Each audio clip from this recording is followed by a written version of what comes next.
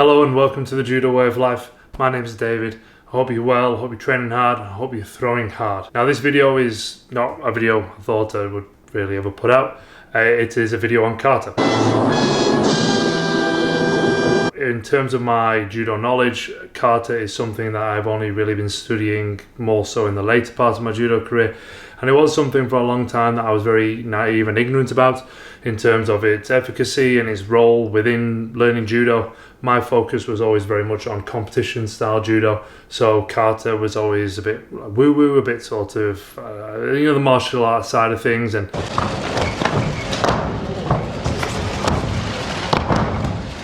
for whatever reason, right or wrong, I positioned myself towards more the competitive Olympic sports side of judo. As my learning and understanding and exposure to kata has increased, my appreciation for how important it is has also increased. Now, I don't think kata is more important than competition judo or vice versa, but I'm really starting to see how the two can work together and how the two should work together. And as I'm getting older and I'm doing less randori, I'm doing less, I'm not doing any competitions, I'm really starting to see why kata plays such an important role in the longevity of judo learning. Recently, just did a video talking about a trip to Japan that I did, where I spent a week at the Kodokan learning from the top coaches, the teachers and senseis there. That probably could have been covered with all one word. And we learned 3 katas. So Nagano-Kata I'd already done before, and we also did the Katami-no-Kata as part of the 1-week training course. And then as an addition to that, myself and my good friend and training partner Mark Brewer, we also challenged ourselves with learning the Ju-no-Kata in 3 days as both Tori and Uke, and then we demonstrated it to the Kodokan Dan grading committee as part of our 4th Dan grading. I've never learnt, and Mark has never learnt with a kata in such a short amount of time, and we didn't really think we were going to be doing the grading. When we got there, the head sensei turned around and said, you should do it. So when you're told by the top person to do something, you pretty much figure out how to do it, which meant an extra 4 hours of judo mat time on top of what we were already doing as part of the course, and an extra hour or 2 a day of study. So reviewing the PDF documents on the Ju-no-Kata and watching videos of other far more competent and successful people at doing the Ju-no-Kata than ourselves. So the video today is going to be it's the video basically of me demonstrating the kata as Tori.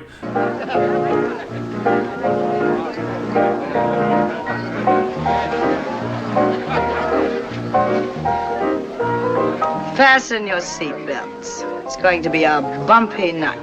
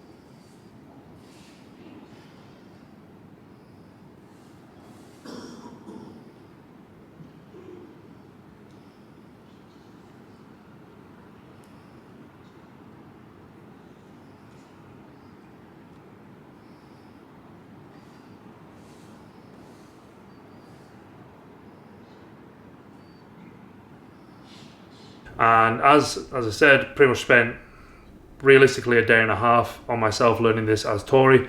I really would appreciate any feedback. I'm definitely not a kata expert, and even though having demonstrated this, and at this point I don't know if I actually passed or not, but the feedback we were given would suggest maybe we did. Still waiting to find out from the Kodokan whether we were successful in the grading or not, but any feedback about the kata would be greatly appreciated, because I'm still learning, and there's a lot that I need to do to improve and get better. So for a change, I'm putting myself out there and hoping that you can help teach me along the way. So thank you. Like I say, feedback, put in the comments below. Really appreciate anything constructive or anything funny. Let's go. Let's see what you come up with. All right. Thank you for watching, and we'll see you in the next video, which will be a return to the usual nitty-gritty, beating each other up, fighty style of judo. So we'll see you there. Make sure you subscribe.